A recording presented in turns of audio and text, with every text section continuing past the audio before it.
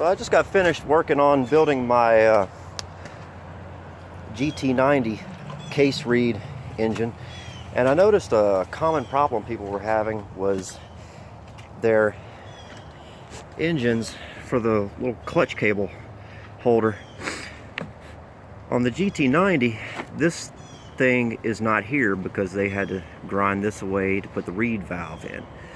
So people make all kinds of contraptions to hook up the clutch cable, but it's a really simple fix. What I did was take out the little hollow bolt that goes in here, and I noticed that it fits in the clutch cover. So we screw that hollow bolt down into the clutch cover right here, and then we can run the clutch cable through it like that. Depending on how you mount it, it might rub the frame, but I'm going to have it right about here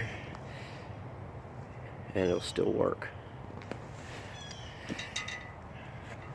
The spring was too short, so I didn't even bother putting it in there because it wasn't providing any hold on it. But this does the job, and it springs back on its own.